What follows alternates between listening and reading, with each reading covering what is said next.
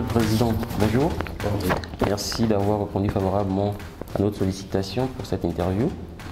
Là, d'emblée, j'ai envie de poser la question, Monsieur le Président, comment allez-vous? Écoutez, ça va. Nous sommes en période de fête, donc ça va, on est en famille. Et puis nous attendons le premier jour de l'an. Vous savez aussi également que dans l'actualité actuelle, dans le football dans notre pays, il y a la fameuse affaire de pédophilie. Et je pense que vous n'allez pas me poser des questions là-dessus parce qu'au niveau de la Fédération gabonaise de football, nous avons pris les dispositions légales, à savoir suspendre de toutes les activités du football la personne incriminée. Et ensuite, nous avons saisi la commission d'éthique de la FEGAFOOT. Et cette commission d'éthique, comme vous le savez, c'est une structure indépendante qui n'est pas directement rattachée à la Fédération gabonaise de football. Et aussi, la justice gabonaise s'est saisie du dossier. Donc, pour ne pas influencer les différentes juridictions qui sont en charge aujourd'hui de mener les enquêtes sur cette affaire, nous, au niveau de la Fédération, nous avons décidé de ne faire aucune déclaration. D'accord. En fait, l'opinion fait quand même procès à la Fédération d'avoir pas pris les décisions idoines avant que cette affaire n'éclate, notamment par le biais de la presse étrangère. Que répondez-vous à ces Gabonais qui pensent que la Fédération n'a pas pris les dispositions qu'il fallait? Écoutez, je faisais allusion à ce que nous ne voulons pas faire des commentaires sur cette affaire parce qu'effectivement, la justice s'est saisie du dossier. Au niveau de la Fédération, je pense que, comme tout le monde, dans l'opinion, personne, sans une plainte, sans une déclaration, sans qu'une victime ne se présente à nous, la Fédération gabonaise de football ne pouvait pas accuser quelqu'un de quoi que ce soit. Donc, aujourd'hui, il y a une plainte, il y a des déclarations faites dans la presse. Ceux qui ont mené l'enquête disent l'avoir débuté il y a 2 ans. Donc, ils ont mené cette enquête pendant 2 ans. Logiquement, au moment de rendre public les enquêtes menées pendant 2 ans, on doit avoir la possibilité de voir et les victimes et les incriminés. Donc nous laissons la justice faire son travail et nous avons, dans le communiqué, j'ai lu le communiqué fait par la commission d'éthique qui sollicite que les victimes viennent se présenter. J'imagine que les gens qui sont auditionnés, entre-temps, les victimes se sont présentées et qu'au moment de boucler l'enquête, nous saurons qui est responsable de quoi que ce soit. Alors, Monsieur le Président, le 10 décembre dernier, Patrice Neveu, notre sélectionneur national, a rendu publique la liste des 30 footballeurs qui sont appelés pour disputer la Coupe d'Afrique. Une liste dans laquelle ne figure malheureusement pas Ibrahim Ndong, qui est un cadre de la sélection. Déjà, quels commentaires faites-vous sur les 30 qui ont été sélectionnés et également sur l'absence d'Ibrahim Ndong qui fait beaucoup des émues dans l'opinion? Beaucoup parlent même d'injustice. Qu'avez-vous à dire sur cette affaire d'Ibrahim Ndong? Écoutez, d'abord, s'agissant de la liste des 30 joueurs présélectionnés par le coach, au niveau de notre structure, au niveau de notre comité exécutif, nous essayons de faire en sorte que chacun reste dans son équipe. La sélection est faite par l'entraîneur, il est seul responsable des joueurs qu'il convoque. Donc nous n'interférons pas dans le choix des joueurs et nous pensons que les 30 joueurs présélectionnés sont les meilleurs du moment. Vous savez, il y a une différence entre une équipe de club et une équipe nationale. Une équipe de club, les gens sont licenciés, sont recrutés dans chaque horizon possible. Mais l'équipe nationale, il faut avoir la nationalité pour pouvoir y faire partie. Donc nous estimons que les 30 meilleurs Gabonais aujourd'hui, en matière de football, ce sont ceux qui ont été appelés par le coach. Aujourd'hui également, tout le monde se plaint de l'absence d'Ibrahim Ndong dans l'effectif des 30. Et là aussi, le coach est responsable, comme je l'ai dit tantôt, mais il y a aussi qu'il n'y a pas qu'Ibrahim Ndong qui n'est pas dans cette sélection. Il y a bien d'autres qui méritaient aussi d'être là, mais qui ne sont pas là. C'est que, pour une raison ou une autre, le coach n'a pas estimé nécessaire de les faire venir. Bon, pour parler d'Ibrahim Ndong spécifiquement, à mon avis, Ibrahim Ndong, comme vous le dites si bien, est un cadre de l'équipe nationale. C'est un joueur majeur de cette équipe nationale Moi, je suis proche de l'équipe nationale depuis 2015, disons dans les éliminatoires de 2014. J'arrive à la fédération et je tombe sur les éliminatoires de la CAN 2015 et c'est depuis ce temps que je suis proche de l'équipe nationale. Et Ibrahim donc était là déjà dans cette équipe nationale. Donc je pense que les Gabonais ont raison de dire que Ibrahim donc c'est un joueur majeur, il devait être là. Mais le coach qui suit les joueurs au quotidien, c'est pourquoi il n'a pas fait venir. Et il s'est expliqué devant la presse. Je pense que vous, moi et tous les autres Gabonais pensons qu'Ibrahim, donc sur le terrain, est un grand joueur, mais il est peut-être aussi comptable de certains comportements en dehors du terrain qui font que malheureusement, dans un groupe où on veut qu'il y ait de la sérénité, Ibrahim donc, ne soit pas là. Mais nous n'allons pas l'enterrer. Ibrahim, donc, comme on dit, on ne veut pas jeter le bébé à l'eau du bain. Donc moi j'estime qu'Ibrahim a toujours sa place en équipe nationale. Nous irons à la CAN 2021 qui se joue en janvier 2022 sans Ibrahim donc, mais juste après la CAN, on démarre les éliminatoires de la CAN suivante, la CAN du 2023. Donc, forcément Ibrahim donc, sera là. Ibrahim sera là. Donc on espère aussi que sa mise à l'écart dans cette sélection de 2022, voilà, lui fera peut-être réfléchir et lui donnera l'occasion de prendre de bonnes décisions dans le futur. D'accord. En parlant du cas justement, Monsieur le Président, le Gabon est logé dans la poule C, en compagnie des Comores, du Maroc et du Ghana. C'est une poule particulièrement relevée. En parlant des poules de la mort, quelles sont à votre avis les chances supplémentaires de sortir de cette poule quand on sait qu'on vient de terminer des phases éliminatoires de la Coupe du Monde qui ne sont pas très bien passées? Est-ce que vous pensez que notre sélection a des chances de sortir dans une poule composée notamment de deux gros morceaux que sont les Lions de l'Atlas et les Black Stars de Ghana? Vous savez, au sortir de la CAN 2013, organisée par l'Afrique du Sud, on a enchaîné avec la CAN 2015, les éliminatoires de la CAN 2015. Le Gabon n'était pas en 2013 en Afrique du Sud.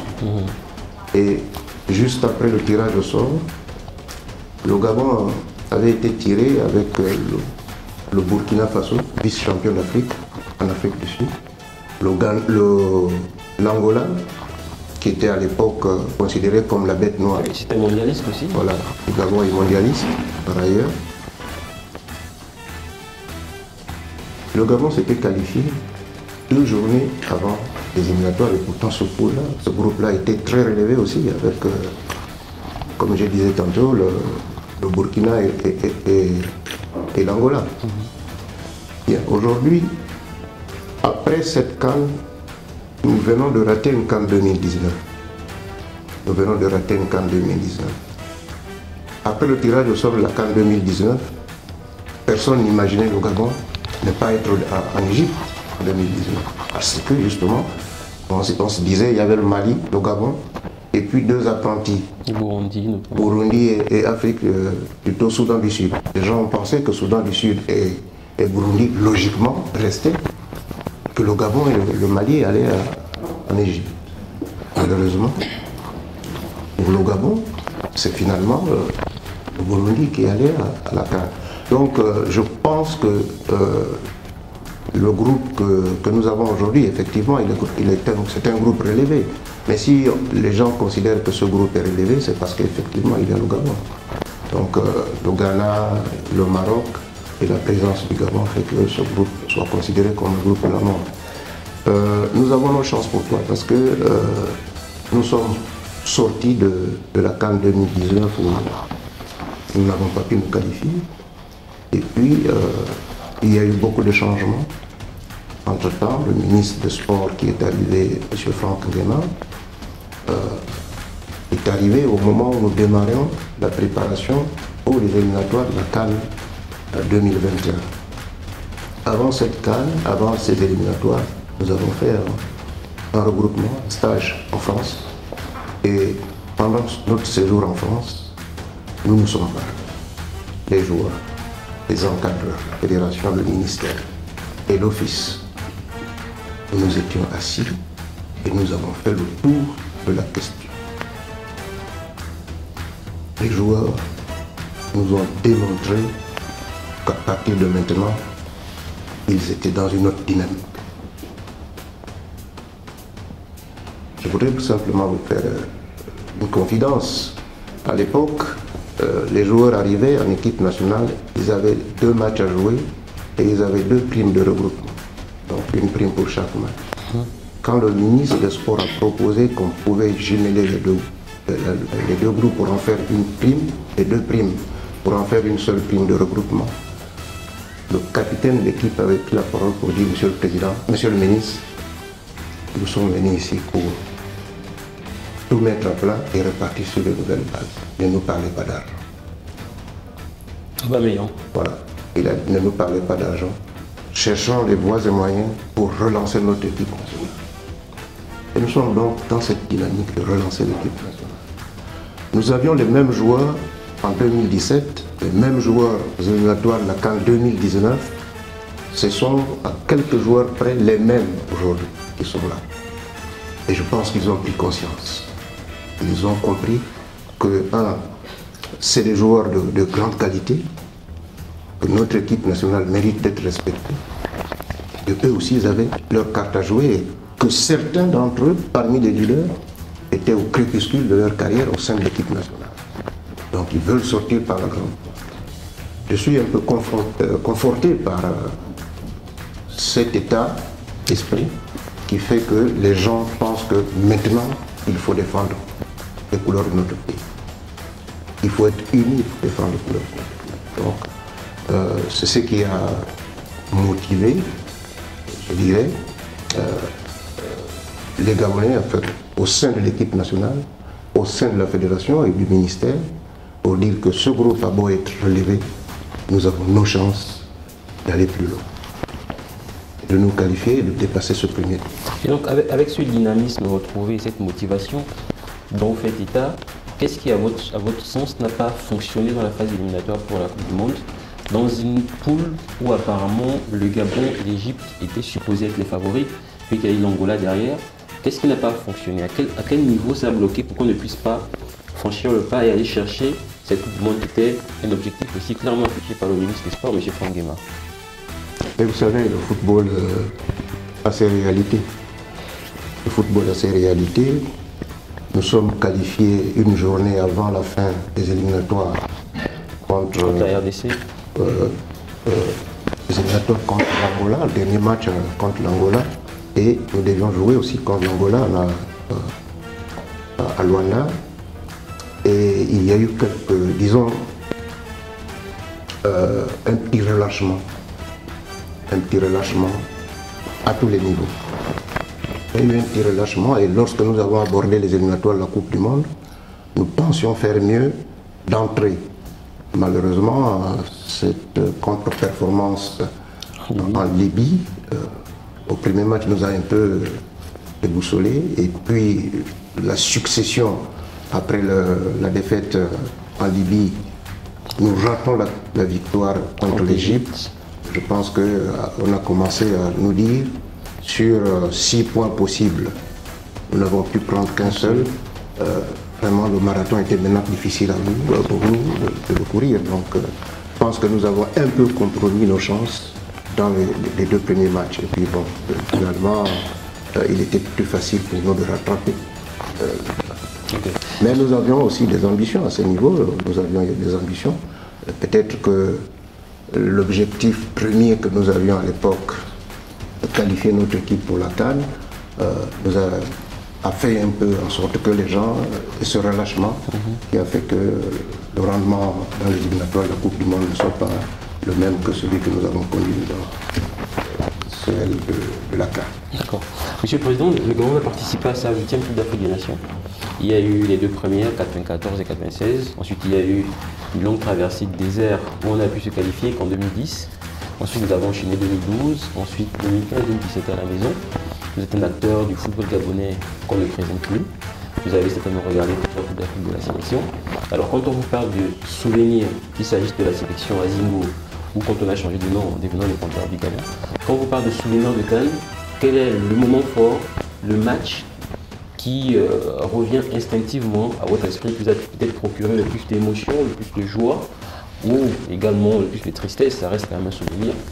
Alors quel est pour vous le souvenir de Cannes qui vous revient à l'esprit quand on parle de participation de la sélection à une Coupe d'Afrique? Bon, écoutez, moi j'ai commencé à côtoyer l'équipe nationale en 2014, lorsque je suis élu à la Fédération gabonaise de football. Mais je la vivais à distance parce qu'à l'époque j'étais secrétaire administratif à la FEGAFOOT, puis secrétaire général de la FEGAFOOT. Les moments forts de notre équipe nationale, c'est 1994, autant pour moi. En 1994, le Gabon s'est qualifié pour la première fois à une Coupe d'Afrique des Nations. Et vous vous souviendrez que lors du dernier match qualificatif du Gabon, nous jouions avec, dans notre groupe, le Cameroun, le Niger, je pense le Bénin et le Gabon. Nous avons fait un excellent parcours. Je pense que la plupart des matchs que nous avons joués, le Gabon gagnait 2-3-0 ici, avec un excellent Guy-Roger Nzamba. Qui avait fait un triple au Niger. Voilà, donc lorsque l'on joue le dernier match qualificatif, le dernier match à Cotonou, la délégation gabonaise était forte, avec également sa tête, indépendamment du président de la fédération qui était là. Il y avait aussi le haut représentant du chef de l'État, M. Ali Bongo.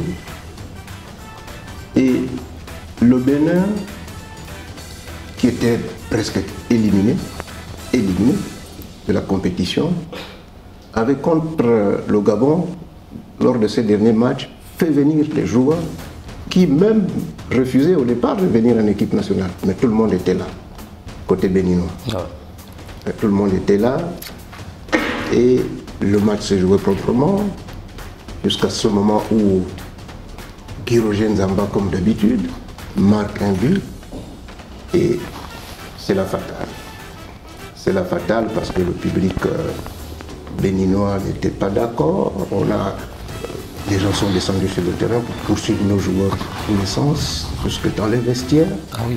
Il a fallu l'intervention des autorités béninoises en présence du haut représentant du chef de l'État, M. Ali Bongo, pour que les Gabonais soient mieux protégés, conduits jusqu'à un hôtel, et le haut représentant avait fait venir un avion pour évacuer tous les Gabonais de l'équipe nationale. La sélection de Libreville. Tout le monde La délégation. en direction de Libreville. C'était un moment pathétique parce que personne ne s'expliquait l'attitude des Béninois qui étaient éliminés. Et derrière les Camerounais aussi qui étaient motivés parce que les Camerounais étaient au bord de l'élimination. Alors donc les gens ne comprenaient pas que... Pourquoi une équipe éliminée? Voilà pourquoi une équipe déjà éliminée peut s'acharner sur son adversaire à ce point. Mais bon, derrière ça, après les relations sont excellentes. Des relations excellentes entre les Béninois et les Gabonais, et surtout actuellement entre la Fédération béninoise de football et la Fédération gabonaise de football. Donc ça, c'est des moments un peu... voilà, qui nous ont un peu plus marqués. Et puis ce match, ce fameux match, moi j'étais arbitre, j'étais au Maroc, dans une Coupe d'Afrique des Nations de moins de 20 ans. Ce jour-là, c'était la pause, il n'y avait pas de match, et le Gabon jouait contre le Maroc ici à l'Omnisport. Le Gabon jouait contre le Maroc ici à l'Omnisport, et je pense au bout de 30 minutes, les Marocains devaient mener 3 ou 4. On se souvient. Alors, le public gabonais est descendu pacifiquement, demander aux deux équipes de quitter leur jeu, pacifiquement. Sans l'humiliation était pour dire, bon, écoutez, ça va comme ça. Nous avons de très bons rapports entre le Maroc et le Gabon. Mais ce qui se passe là, je pense qu'il faut arrêter, rentrer chez vous tranquillement. Et moi, nous suivions ce match à l'écran, à la télé. Tous les collègues arbitres me chahutaient. Qu'est-ce que j'ai dit? Écoutez, vous savez, nous les Gabonais, on est gentils. La preuve, ça, vous avez vu un caillou sauter sur le terrain. Non. Il demande tranquillement aux deux équipes de rentrer dans les vestiaires. Ouais. Donc c'est des moments importants. Et puis, bon, dernière anecdote, je dirais, le Cameroun reçoit le tournoi des Ludégac. Je pense qu'ils l'ont gagné un peu partout, au Congo, au Tchad, en Guinée équatoriale. Mais à Yaoundé, c'est le Gabon qui remporte le tournoi du DIAC. Moi, je suis arbitre, j'étais à Douala, la finale se joue à Yaoundé, donc tous les arbitres, en fait, toutes les équipes qui étaient à Douala remontent sur Yaoundé, remontent à Yaoundé. Je suis assis à la tribune officielle, je ne peux pas officier un match du Gabon. Je suis assis, je pense, au 3e, 4e rang. Devant nous, il y avait les membres du gouvernement du Cameroun et les invités, donc membres du gouvernement de 6 pays qualifiés.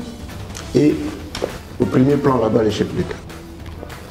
Donc nous étions assis là. Les Camerounais, quand Zamba Roger marque un but contre le Grand Kono, les Camerounais disent oui, mais ça c'est rien, nous c'est 5-0, 5-1 qu'on va mettre maintenant. Alors on va, et vers la fin, les Camerounais se rendent compte qu'ils ne pourront plus marquer, que le match est presque plié, on rentre dans les arrêts des jeux. Les Camerounais se lèvent et crient, ouais, comment?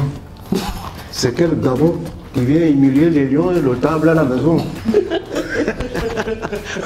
C'est des moments vraiment émouvants. Et le ministre de sport camerounais, vous savez, la tribune de l'époque au stade de Yaoundé est telle qu'il y a une sortie du côté gauche, les gens sont assis là, de l'autre côté il n'y a pas de sortie. Quand le ministre camerounais se lève, il va du côté où il n'y a pas de sortie. Et après on lui dit non, monsieur le ministre, la sortie est par là. Il était déboussolé, quoi. Donc je pense que pour revenir à notre équipe, je pense que nous avons nos chances. Nous avons aussi des chances. Et notre équipe s'exprime bien à l'extérieur aussi de temps en temps, surtout dans des compétitions groupées. En Afrique du Sud, on avait fait un bon tournoi. Donc il n'y a pas de raison que nous ne puissions pas faire la même chose au Cameroun. Et sachez que le Cameroun, c'est un peu le Gabon.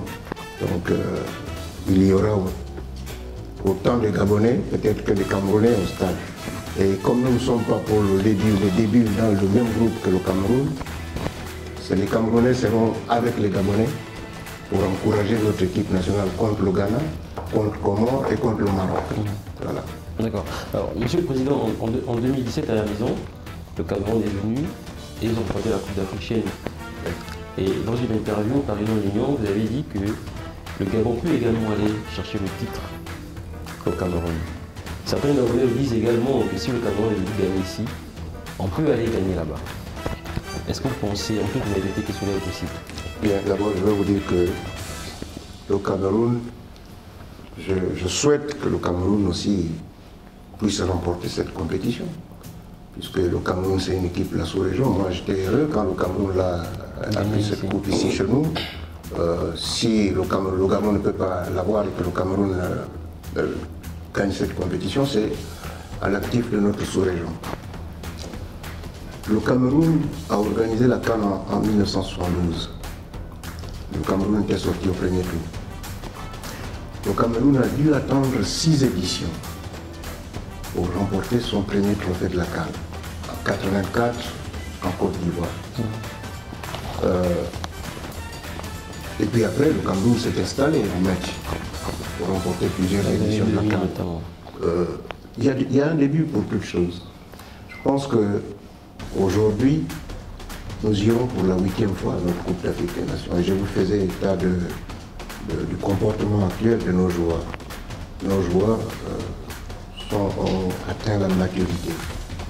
Et nous avons les joueurs de classe mondiale. Aujourd'hui, la hiérarchie du football africain est telle que l'Algérie est intouchable. L'Algérie est en train de tout remporter sur... Actuellement, oui. Voilà, l'Algérie a un palmarès tel que aujourd'hui, ils ont plusieurs matchs sans défaite. Rarement, maintenant, là, il est difficile de gagner un match contre l'Algérie.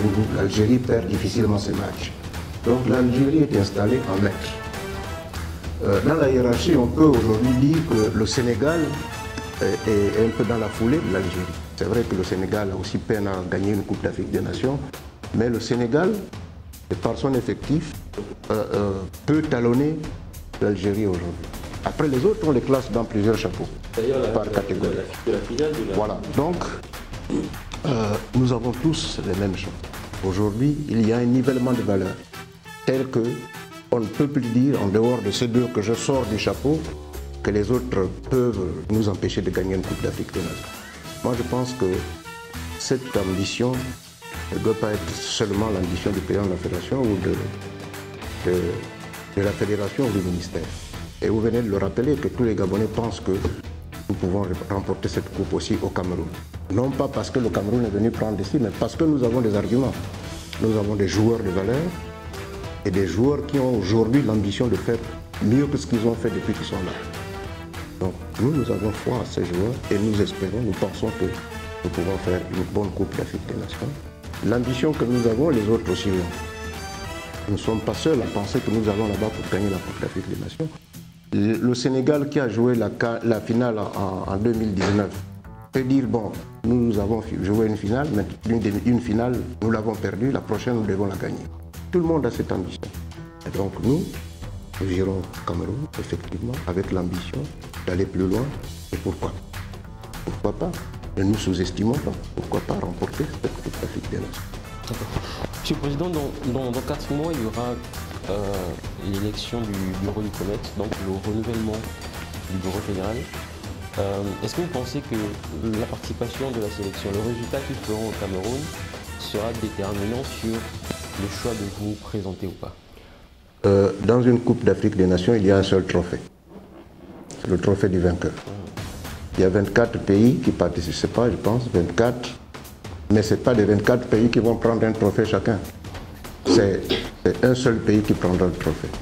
Est-ce que ceux qui ne vont pas prendre le trophée dans les 24, si c'est l'Algérie qui remporte la Coupe d'Afrique, tous les autres pays qui n'ont pas pu l'avoir, les fédérations doivent démissionner? Parce que c'est l'ambition aujourd'hui. Voilà. Est-ce que ceux qui ne vont pas remporter ce trophée-là, en rentrant chez eux, doivent dire « je n'avons pas ramené le trophée, nous quittons la fédération ». Je pense que il y aura une élection de la fédération. Le conseil que moi je peux donner à tous ceux qui aspirent à venir ici, c'est de dire, élaborer un programme, aller vers les délégués, présenter votre programme, et puis bon, mener toutes les opérations possibles pour les amener à les porter à la tête de la Fédération gabonaise de football. Moi j'ai l'habitude de dire que tout citoyen doit respecter l'institution. Respecter l'institution et respecter la personne qui dirige l'institution. Surtout quand vous aspirez à diriger cette institution.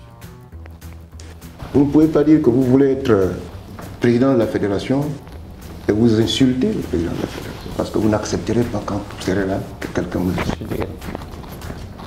Oui, aller dans la délation, calomnie, etc., etc. Nous sommes dans un pays où nous nous connaissons tous. Moi, je n'ai pas la prétention de dire que je connais tout le football. Mais ce que j'ai fait dans le football, beaucoup doivent mettre du temps pour le faire. Je ne suis pas là pour... Parce que dans ce pays, il suffit que quelqu'un déplace un stylo d'un point A à un point B pour crier que je suis le meilleur, je suis ici. Il y a des footballeurs qui disent...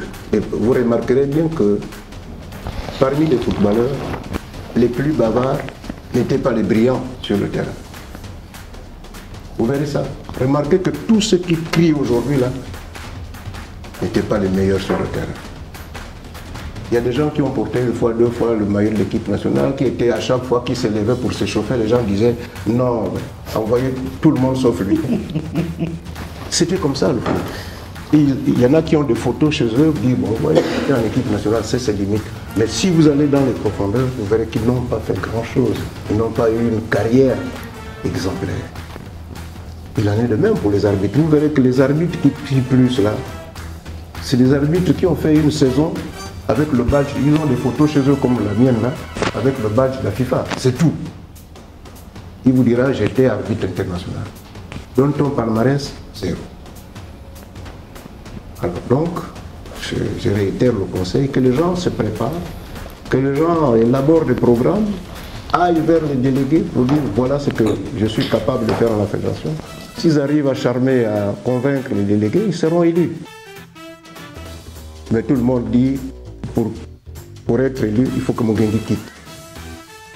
Mais pourquoi vous avez peur d'aller affronter Mugengi?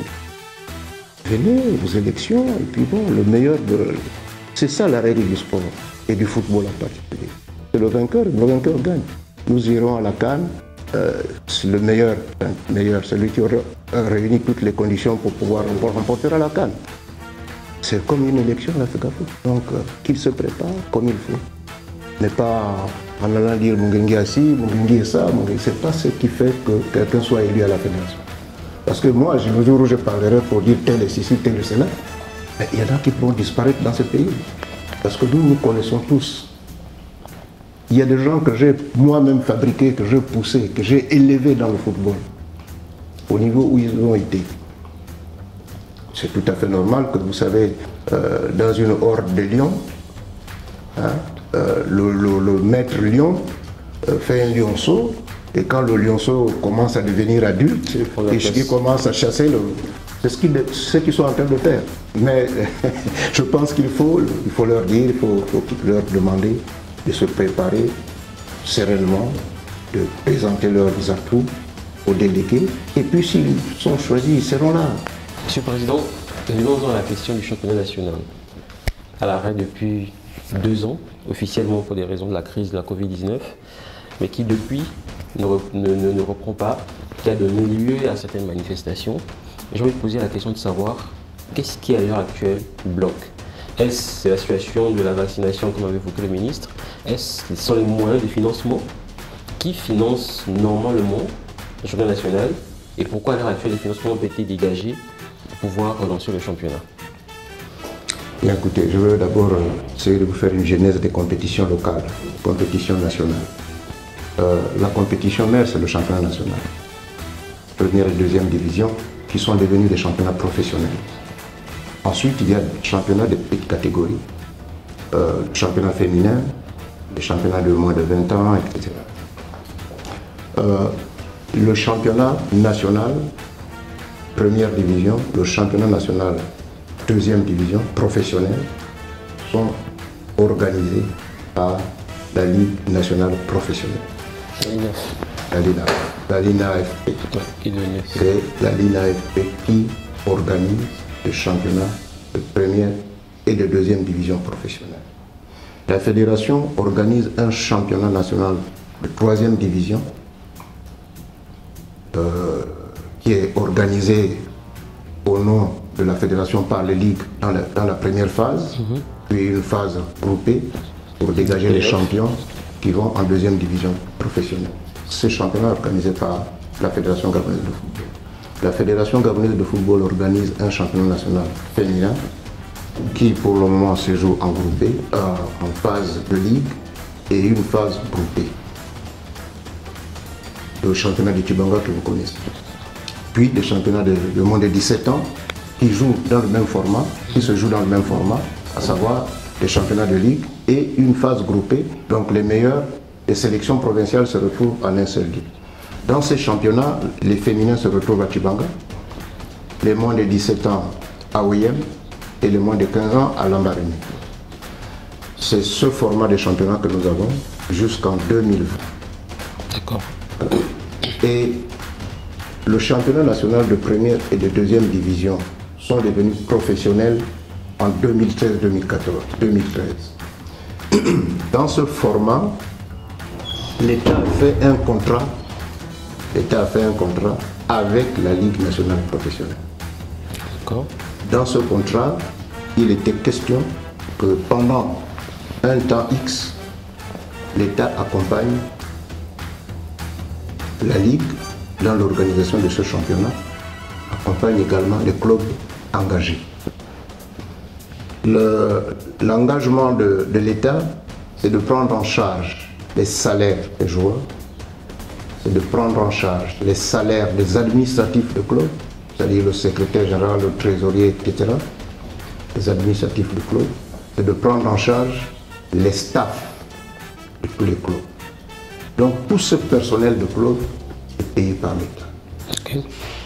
Il y a 14 clubs en première division et 10 clubs en deuxième division.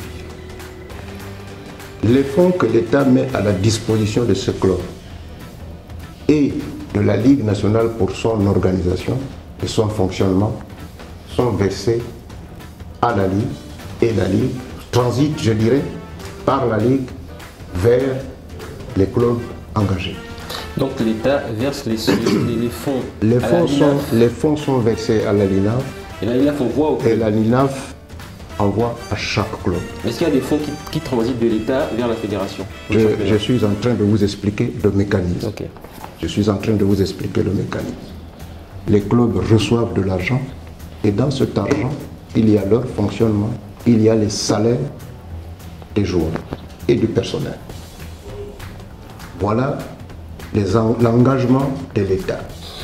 Maintenant, les autres doivent participer aux deux championnats, avec comme l'organisation des ligues, une phase aller, une phase retour. Oui. Aucun rang de cette organisation ne transite par la fédération. Aucun club ne vous dira, pour la phase aller du championnat de telle période, je suis allé toucher mon argent à la fédération. L'argent, le contrat a été fait entre l'État et la Ligue nationale professionnelle. C'est la Ligue nationale professionnelle qui répond devant le club de l'argent qu'il reçoit de l'État. Et les clubs, dans le chemin retour, doivent justifier à la LINAF, et puis la LINAF et les clubs à l'État. L'État étant représenté par le ministère de la Jeunesse et des Sports. Voilà le cycle. Et La fédération n'est impliquée ni au départ, ni à l'arrivée. Ça, voilà comment fonctionne le championnat. Et pourquoi on vous impute à vous la responsabilité de la non-reprise du championnat à la fédération? Par ignorance. Par ignorance. Parce que, comme je le disais tantôt, tous les championnats que j'ai développés, je disais que c'était jusqu'en 2020. En mars 2020, est arrivée la pandémie Covid-19. Le gouvernement de la République, dans le souci de la protection de la population, a décidé par un arrêté de suspendre toutes les compétitions domestiques dans toutes les activités. Et c'est bien clair dans l'arrêté, toutes les compétitions engageant plus d'une personne. C'est le terme utilisé dans l'arrêté. Donc, le gouvernement de la République a décidé de suspendre pour cause de pandémie Covid-19. Je ne vois pas la fédération qui n'organise pas le championnat demander au club de venir jouer. Je ne vois pas la fédération devant une décision gouvernementale dire que nous passons outre, venez jouer, et on met un calendrier en place. La fédération ne peut pas le faire, la LINAF non plus ne peut pas le faire. Et ça, aucun club n'ignore cela. Tous les clubs gabonais savent qu'il y a un arrêté qui suspend les championnats de première, de deuxième et tous les autres championnats. Pas seulement que le football, mais toutes les compétitions, toutes les disciplines confondues. Dans l'entretemps, dans cet intervalle d'arrêt, le ministre de la Jeunesse et des Sports et le gouvernement ont décidé de mettre en place des assises pour réfléchir sur le championnat. Parce que ce championnat-là, qu'on réclame aujourd'hui, il ne s'est jamais joué du début de la saison jusqu'à la fin. La fédération a la responsabilité d'inscrire les équipes en Coupe d'Afrique, mais si le championnat s'arrête en mi-saison, on n'a pas pu jouer la phase de retour, on est obligé de bricoler, de prendre Ce qu'on devait faire récemment avec... À ce moment-là, on l'a envoyé en Coupe d'Afrique. Mais la fédération ne peut pas faire démarrer le championnat dans ces conditions. Dans les assises qui ont été mises en place, on a mis tous les acteurs du football à l'intérieur, y compris l'association des clubs de première division et l'association des footballeurs professionnels. Tout le monde était dans ces assises. L'association des footballeurs représentée au plus haut niveau par leur président. Au sortir des assises, le ministre de la Jeunesse et des Sports a créé une task force. Vous savez que la task force a un délai de travail pour réfléchir immédiatement, rapidement, sur les modalités de reprise du championnat. Dans cette task force, le président de l'association de footballeurs professionnels siège.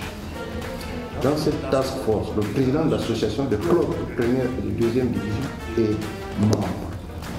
Ils sont dans cette task force. Donc, ce sont eux qui doivent réfléchir à porter les éléments de reprise du championnat.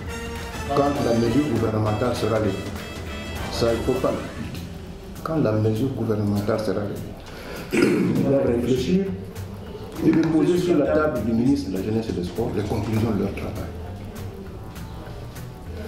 Donc, vous comprenez que la fédération et même la LINA, principal organisateur, ne peut pas se lever et dire demain on joue le championnat, tant qu'il y a cette mesure gouvernementale.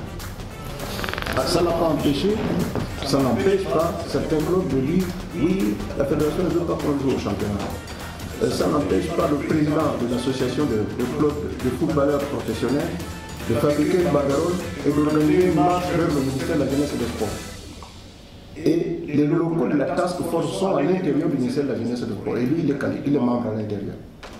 Il a organisé une marche pour dire on marche vers le ministère, il faut que le ministère relance le championnat national.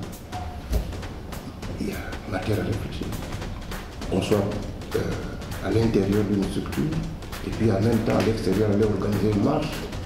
Dans ce sens, on se pose des questions. Quand on veut faire ça, on se met à l'écart. Bon, je comprends qu'il y a des gens que ça peut aussi aiguiser les appétits des uns et des autres. Mais quand on prend position, on prend position. Et on apporte aussi des solutions. C'est bon. Monsieur le Président, au-delà de l'arrêté qui a été rendu par le gouvernement, il y a un moment, au sortie des assises, où on disait que la reprise du championnat était conditionnée par la vaccination des joueurs. Malheureusement, à l'heure actuelle, rien ne s'est fait. Est-ce que certains clubs et certains joueurs ont été réfractaires à cette proposition du gouvernement, où la vraie question, le vrai nœud gordien de ce problème, c'est la question des fonds? Écoutez, je pense qu'aujourd'hui, la question des fonds vient en second lieu. Pourquoi? Parce que il y a d'abord l'arrêté. Si entre-temps, l'État a pu réunir les fonds pour dire que le championnat démarre à telle période, c'est certainement parce que ces fonds sont disponibles. Ces fonds sont disponibles. Deuxième chose, c'est que moi j'avais reçu les présidents, pas tous, les délégués, les présidents de club. Les présidents de club avaient délégué de gens venir me rencontrer, moi personnellement ici à la Fédération, pour dire, Monsieur le Président, nous sommes prêts à reprendre le championnat si on nous met à disposition 12 doses de vaccin. J'avais fait un peu la sourde d'oreille parce que je dis, moi je ne peux pas porter la responsabilité. Aujourd'hui, le vaccin n'est pas encore obligatoire. Je ne peux pas porter la responsabilité d'exiger aux joueurs d'aller se faire vacciner. Je conseille aux miens aussi. Je conseille aux miens de se faire vacciner. Mais je n'oblige personne à le faire. Moi, j'encourage les gens à se faire vacciner. Parce que moi-même, je suis vacciné. Alors, nous nous sommes retrouvés à une réunion avec le ministre, où le président en question, devant le ministre, a dit, Monsieur le ministre, nous sommes passés à la fédération. Nous avons demandé au président de la fédération de voir avec vous pour qu'on nous mette à disposition 12 000 doses de vaccin. Le ministre a sauté sur la question. Il a dit, ah oui, bon d'accord, Monsieur le Président, la balle est dans votre camp. Il dit, il n'y a pas de problème. Le lendemain, j'ai déposé une lettre au ministre en lui disant, les clubs veulent 12 000 doses de vaccin pour que le championnat, pour que le joueur vienne jouer.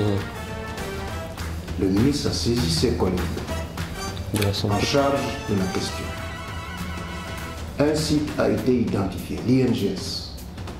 Les dispositions avaient été prises pour que, je ne sais plus à quelle date, que les joueurs passent, tous les acteurs du football, pas seulement les joueurs, le staff, les arbitres, tout le monde, tout ce qui gravite autour de ça, y compris la presse, que tout le monde passe à ce centre identifié, l'INGS, pour se faire vacciner. Aujourd'hui, personne, j'imagine, personne ne se présentait au centre pour se faire vacciner. Ceux qui étaient là, qui attendaient. Je pense que la première journée, il y avait quelques joueurs qui étaient là. Malheureusement, les techniciens de Covid n'étaient pas. Et puis après, bon, je pense que chacun est resté dans son coin. Aujourd'hui, je vais vous dire, j'ai dit je n'oblige personne à aller se faire vacciner, mais j'encourage toujours que les gens aillent se faire vacciner. Si vous n'êtes pas vacciné, il faut le faire. Moi, mon équipe nationale féminine, engagée en Coupe d'Afrique, et comme d'habitude, j'ai une relation avec la Fédération marocaine de football. Nous avons un partenariat. Mes équipes de jeunes et le football féminin se prépare au Maroc. Les filles étaient à l'aéroport pour aller au Maroc quand le Maroc a pris la décision d'interdire tous ceux qui ne sont pas vaccinés d'entrer au Maroc. L'équipe n'a pas pu voyager parce que les filles n'étaient pas vaccinées. L'équipe A, qui doit jouer contre le Togo très prochainement, était invitée en Inde pour une mise horaire. La veille du départ, je crois l'avant-veille, on décrète, on découvre un Omicron variant en Afrique du Sud, et les autorités de l'Inde prennent la décision de n'accepter que ceux qui sont vaccinés pour entrer dans leur territoire. Donc du coup, j'ai perdu 2 invitations pour aller préparer mon équipe féminine. Alors, donc, aujourd'hui, les gens jouent le championnat avec un objectif d'être champion, pour être vainqueur de la Coupe, pour jouer la Coupe d'Afrique. S'il y a cette restriction, si notre équipe championne est tirée contre le Maroc, par exemple, malheureusement, il n'ira pas au Maroc, parce que les joueurs ne seront pas vaccinés. Donc, je pense qu'il y a des secteurs où les gens peuvent être réticents. Mais il y a d'autres, malheureusement, ils ne peuvent pas. Moi, je voyage beaucoup. Je suis membre de la Confédération africaine de football, du comité exécutif. Je voyage, je vais aux réunions de la CAF, je vais aux réunions de la FIFA. Si je ne me vaccine pas, il y aura des réunions auxquelles je ne pourrai pas accéder. Donc, ceux qui sont vaccinés ne sont pas tous morts. Ceux qui ne sont pas vaccinés aussi meurent. Donc, moi, je pense que nous tous avons pris des vaccins enfants à l'école primaire, on nous a mis des vaccins. Cette fois-là, il n'y avait pas les réseaux sociaux, mais j'ai comme l'impression que les réseaux sociaux ont peut-être diabolisé le vaccin. Les gens ont diabolisé le vaccin au point où les gens sont réticents. Mais il n'y a pas de raison à être réticent. Parce que ça va devenir un sésame. Pour rentrer dans un pays, on vous dit vous avez le vaccin, vous êtes malheureusement admis, et heureusement pour vous, vous êtes admis à un séminaire ou à une formation dans ce pays, mais on vous dit vous ne pouvez pas venir parce que vous n'êtes pas vacciné.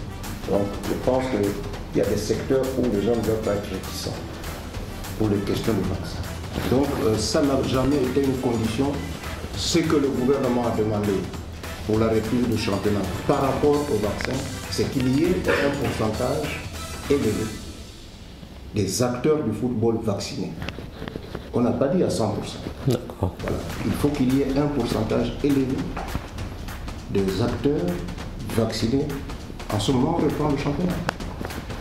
Mais, comme je l'ai dit, c'est tellement que le gouvernement, par l'intermédiaire, par l'intermédiaire du ministre, qui est membre du gouvernement, sait que au niveau du sport, tout le monde n'est pas encore vacciné. Enfin, le pourcentage n'est pas atteint. Donc, il n'y a pas, pour le moment, urgence peut-être à lever cet arrêt. Mais si demain, on annonce que 80% des sportifs gabonais, basket, handball, etc., tout le monde, les gens sont vaccinés, certainement que cette disposition sera levée. Monsieur le Président, nous arrivons au terme de cette interview. Est-ce que vous avez un dernier mot à prononcer, notamment à l'endroit de notre sélection qui va aller au Cameroun, défendre les couleurs du pays? Je voudrais simplement dire aux Gabonais que pour que l'aurore se lève, ce sont les termes de notre hymne national. Pour que l'aurore se lève, il faudrait que nous soyons unis. Il faudrait que nous soyons unis. Que les 2 millions d'habitants, les 2 millions de Gabonais soient tous fans de l'équipe nationale. Pas la moitié, pas un tiers, mais les 2 millions de fans de l'équipe nationale. Et je le dis à juste titre parce que vous savez que notre équipe s'est qualifiée une journée avant la fin des éliminatoires. Il y a des esprits qui se sont levés pour dire que oui, c'est l'arbre qui cache la forêt. Les gens n'étaient pas tout à fait satisfaits. Et puis c'était un calme plat. Comme on est qualifié, ce n'est pas un événement. Mais après le dernier match, nous avons joué en Angola et l'Angola nous a battus. Tout le monde s'est réveillé pour dire oui, voilà, ils ont perdu, etc., etc. Mais il s'agit de l'équipe du Gabon. C'est une équipe de souveraineté. c'est notre équipe nationale. C'est la différence avec un club. Le club, c'est Yeno était président de l'AS Sogara. C'est l'équipe de Yeno et Sogara. Bon, les gens ne sont pas tous obligés d'adhérer à Sogara. Sogara atteint une finale de la Coupe d'Afrique. Que Sogara a même remporté, s'il était l'arbitrage. Mais l'équipe nationale, c'est un patrimoine des Gabonais. Donc, tous les Gabonais doivent se dire que nous allons à la CAN.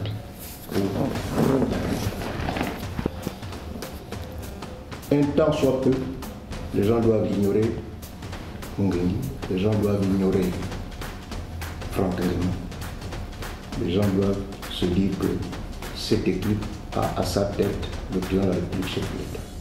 C'est lui le garant des institutions du pays. Et l'équipe nationale, c'est une institution. Voilà. Allons au Cameroun ensemble, en regardant dans la même direction, en priant pour que notre équipe nationale puisse remporter la CAN. Il ne faut pas que les gens se mettent dans la tête, oui, si l'équipe nationale passe le premier tour, ça fait la gloire de Mungengi. Si l'équipe nationale remporte la CAN, c'est Mungengi et Franck Ngema, le président de la République. Non, c'est le peuple.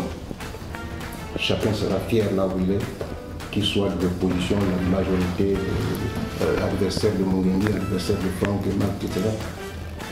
À ce moment-là, quand chacun est dans un coin du monde, face aux autres nationalités, il aura la fierté de dire je suis d'abord, on a gagné la CAN.